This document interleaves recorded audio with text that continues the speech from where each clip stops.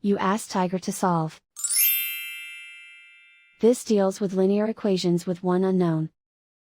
The final result is c equals 8. Let's solve it step by step. Swap sides. Group all constants on the right side of the equation. Subtract 25 from both sides. Simplify the arithmetic.